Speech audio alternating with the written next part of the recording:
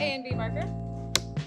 Growing up for me, I was more so sheltered growing up. I came from a very religious background. My grandfather was the pastor of our church, and my family kept me more so in church and school.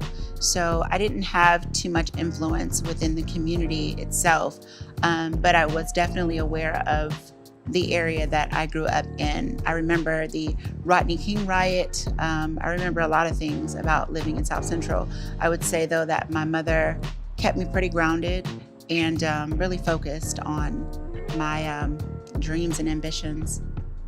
I think any PK preacher's kid can agree that when you grow up in that type of a family, it is very strict and it adds a lot of pressure on you. At least for me, it did.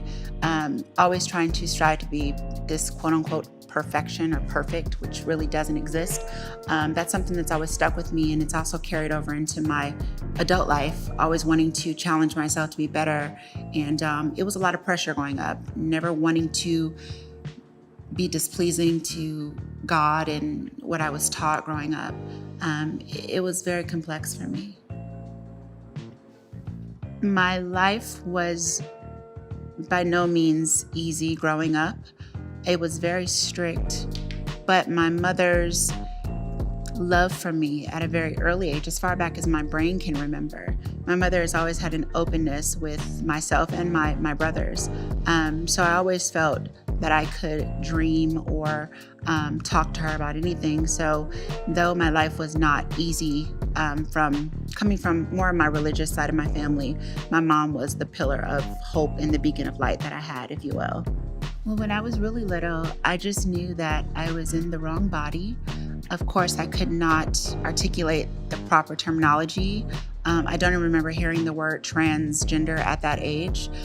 So I equated it to what I knew at the time, which was being gay, which obviously is inaccurate. It was never a moment where I changed into something else or someone else. I've always been the same person. I've always carried the same morals, and I've always conducted myself the same way. So I've always known who I was. It was the rest of the world that had to catch up to me. I would say this, it's very simple to me. And I would say this to anyone, whether you are experiencing being a person of trans experience or not. You have one life to live. If you feel something in your heart, as long as you're not harming anyone, I would say live your best life while you have the chance to. And I would say to follow your heart. That's what life is about, isn't it? I remember, this story makes me a little emotional, actually. I remember being a very depressed child and feeling trapped in my own chambers of my mind. And I told myself, if by any means magic is real, I told myself that I would go somewhere far away where no one knew who I was, and I would be married with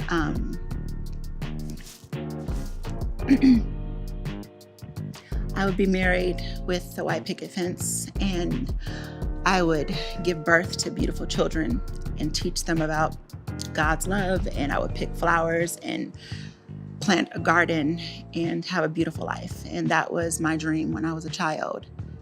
I didn't want to be displeasing to what I was taught growing up. You see, my understanding of God at that age was what I was told. It wasn't until I was about 13 that I found God for myself, until I realized that God was so much more, and that God loved me for who I am. And see, God is the universe, and God lives within us. And at the time, I didn't want to go to hell. That's what I was taught would happen to me. So yes, of course, I was silent about everything. I was a very quiet child. I was very passive.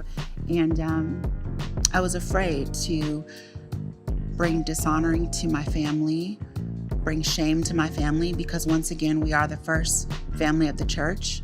And I didn't want to bring shame upon my grandfather or any of my family. And I didn't want them to not love me. So I was quiet, and I didn't talk about how I really felt until I got a little older and more brave.